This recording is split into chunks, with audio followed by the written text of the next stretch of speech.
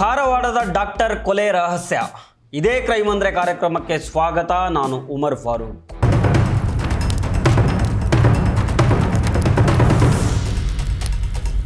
ಇವತ್ತು ಇಡೀ ಕರ್ನಾಟಕವೇ ಬೆಚ್ಚಿ ಬೀಳುವಂತಹ ಒಂದು ಭೀಕರ ಕ್ರೈಮ್ ಸ್ಟೋರಿಯನ್ನು ನಿಮ್ಮ ಮುಂದೆ ಇಡ್ತಾ ಇದ್ದೀನಿ. ವಿದ್ಯಾನಗರಿ ಧಾರವಾಡದ ಪ್ರತಿಷ್ಠಿತ ಅಪಾರ್ಟ್ಮೆಂಟ್ ಒಂದರಲ್ಲಿ ನಡುಕ ಹುಟ್ಟಿಸುವಂತಹ ಕೊಲೆಯಾಗಿದೆ.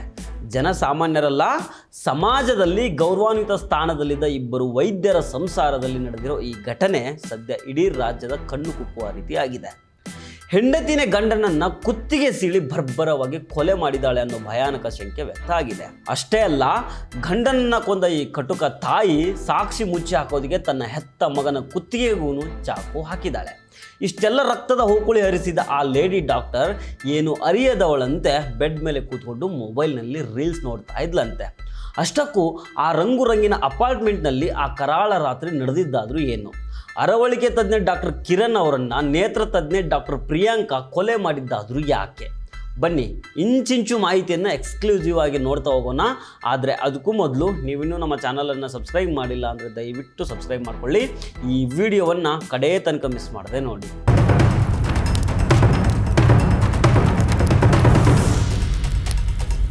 ಮೊದಲು ಈ ದಂಪತಿಗಳ ಹಿನ್ನೆಲೆಯನ್ನು ನೋಡ್ಬಿಡೋಣ.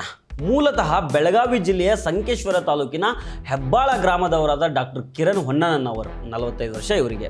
ಇವರು ಧಾರವಾಡದ ಚಿರಾಯು ಆಸ್ಪತ್ರೆಯಲ್ಲಿ ಅರವಳಿಕೆ ತಜ್ಞರಾಗಿ ಅಂದರೆ ಅನಸ್ತೇಸಿಯಾ ಎಕ್ಸ್ಪರ್ಟ್ ಆಗಿ ಕೆಲಸ ಮಾಡ್ತಾ ಇದ್ರು. ಇವರ ಹೆಂಡತಿ ಡಾಕ್ಟರ್ ಪ್ರಿಯಾಂಕಾ 40 ವರ್ಷ, ಮೂಲತಃ ವಿಜಯಪುರದವರು. ಇವರು ಕಣ್ಣಿನ ವೈದ್ಯ. ಇಲ್ಲಿ ವಿಷಯ ಏನಪ್ಪ ಅಂತಂದರೆ, ಇಬ್ಬರಿಗೂ ಇದು 2ನೇ ಮದುವೆ. ಡಾಕ್ಟರ್ ಕಿರಣ್ ಅವರಿಗೆ ಮೊದಲ ಪತ್ನಿಯಿಂದ ಮಕ್ಕಳಾಗಿಲ್ಲ ಅನ್ನೋ ಕಾರಣಕ್ಕೆ ಡಿವೋರ್ಸ್ ಆಗಿತ್ತು. ಇನ್ನೊಂದು ಕಡೆ ಪ್ರಿಯಾಂಕಾಗೂ ಮೊದಲ ಪತಿಯಿಂದ ವಿಚ್ಛೇದನ ಆಗಿತ್ತು. ಆಮೇಲೆ ಮ್ಯಾಟ್ರಿಮೋನಿ ಸೈಟ್ ಮೂಲಕ ಇವರಿಬ್ಬರ ಪರಿಚಯ ಆಗಿ ಪ್ರೀತಿಸಿ ಮದುವೆ ಆಗಿದ್ದರು. ಇವರಿಗೆ ಸುಮಾರು 8 ರಿಂದ 10 ವರ್ಷದ ನೇಹಿತ್ ಅನ್ನೋ ಒಬ್ಬ ಮುದ್ದಾದ ಮಗ ಕೂಡ ಇದ್ದ. ಡಾಕ್ಟರ್ ಪ್ರಿಯಾಂಕಾ ಶ್ರೀಮಂತ ಕುಟುಂಬದ ಹಿನ್ನೆಲೆಯವಳು. ಕಿರಣ್ ಸಾಮಾನ್ಯ ಮಧ್ಯಮ ವರ್ಗದಿಂದ ಬಂದು ಸ್ವಂತ ಪರಿಶ್ರಮದಿಂದ ಬೆಳೆದವರು. ಕಿರಣ್ ಅವರಿಗೆ ಬಡ ರೋಗಿಗಳ ಮೇಲೆ ತುಂಬಾ ಕಾಳಜಿ ಇತ್ತು. ಹೀಗಾಗಿ ಮೆಡಿಕಲ್ ಫೀಲ್ಡ್ನಲ್ಲಿ ಒಳ್ಳೆ ಹೆಸರನ್ನೇ ಮಾಡಿದ್ರು. ಆದರೆ ಮದುವೆಯಾಗಿ 9 ವರ್ಷ ಕಳೆದ್ರೂ ಇವರ ಸಂಸಾರದಲ್ಲಿ ನೆಮ್ಮದಿ ಇರಲಿಲ್ಲ. ಹೊರಗಡೆ ನೋಡೋದಕ್ಕೆ ಈ ಡಾಕ್ಟರ್ ದಂಪತಿಗಳು ತುಂಬ ಅನ್ಯೋನ್ಯವಾಗಿ ಕಾಣಿಸ್ತಾ ಇದ್ರು. ಆದರೆ ಒಳಗೊಳಗೆ ಇವರ ನಡುವೆ ದೊಡ್ಡ ಮಹಾಭಾರತನೇ ನಡೀತಾ ಇತ್ತು. ಕಳೆದ 2 ವರ್ಷದಿಂದ ಇವರ ಮಧ್ಯೆ ತೀವ್ರ ಕೌಟುಂಬಿಕ ಕಲಹ ನಡೀತಾ ಇತ್ತು. ಡಾಕ್ಟರ್ ಪ್ರಿಯಾಂಕಾಗೆ ಪತಿ ಕಿರಣ್ ಮೇಲೆ ವಿಪರೀತ ಅನುಮಾನ ಇತ್ತು ಅಂತ ಹೇಳಲಾಗ್ತಾ ಇದೆ. ಪ್ರತಿ ವಿಚಾರಕ್ಕೂ ಗಂಡನನ್ನು ಅನುಮಾನದಿಂದ ನೋಡ್ತಾ ಇದ್ಲು. ಅಷ್ಟೇ ಅಲ್ಲ, ಕಿರಣ್ ಅವರ ಕುಟುಂಬಸ್ಥರನ್ನ ಕಂಡ್ರೆ ಪ್ರಿಯಾಂಕಾಗೆ ಆಗ್ತಾ ಇರಲಿಲ್ಲ. ಕಿರಣ್ ಕಡೆಯವರು ಯಾರಾದರೂ ಮನೆಗೆ ಬಂದರೆ ಸಾಕು, ಪ್ರಿಯಾಂಕಾ ದೊಡ್ಡ ಗಲಾಟೆ ಮಾಡ್ತಾ ಇದ್ಲು. ಹೀಗಾಗಿ ಕಿರಣ್ ಅವರ ಕುಟುಂಬದಿಂದ ಈಕೆ ದೂರನೇ ಉಳ್ಕೊಂಡಿದ್ಲು. ಡಾಕ್ಟರ್ ಆಗಿದ್ರು ಪ್ರಿಯಾಂಕಾ ಎಲ್ಲೂ ಪ್ರಾಕ್ಟೀಸ್ ಮಾಡದೆ ಮನೆಯಲ್ಲೇ ಇರ್ತಾ ಇದ್ಲು.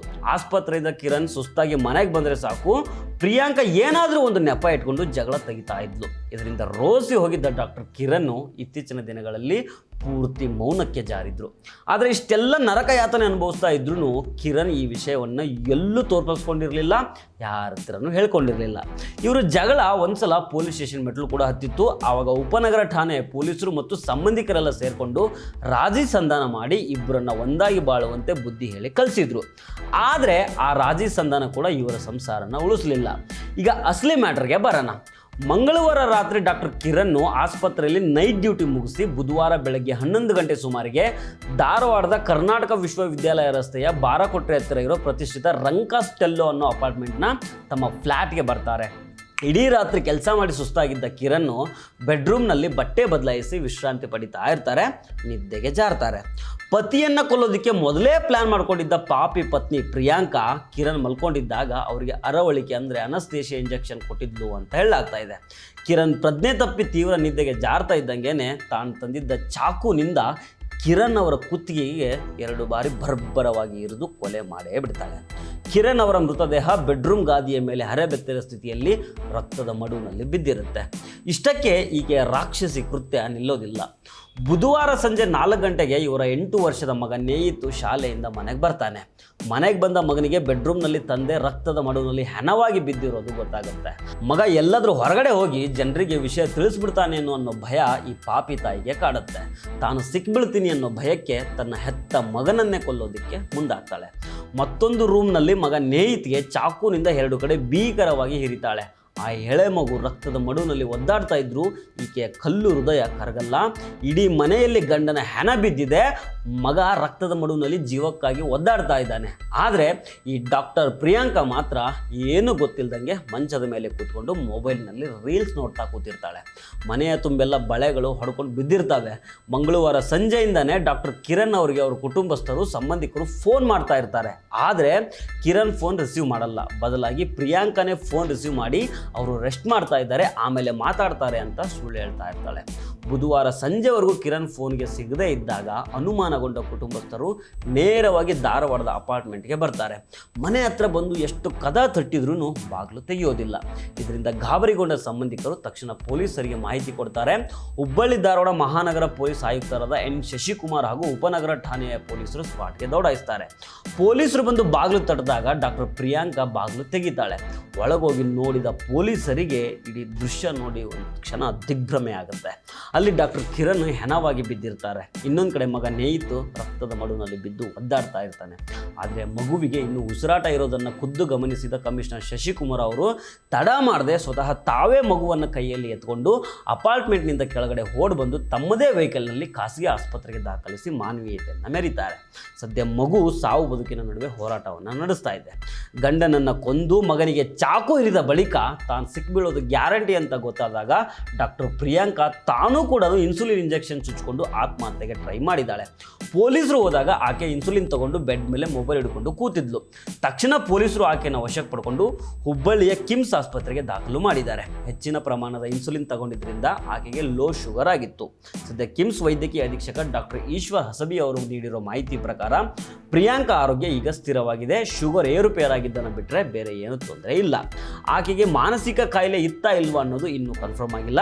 ಪೊಲೀಸ್ ವಿಚಾರಣೆ ವೇಳೆ ತಾನೇ ಕೊಲೆ ಮಾಡಿರೋದಾಗಿ ಪ್ರಿಯಾಂಕಾ ಒಪ್ಕೊಂಡಿದ್ದಾಳೆ ಅಂತ ಹೇಳಲಾಗ್ತಾ ಇದೆ.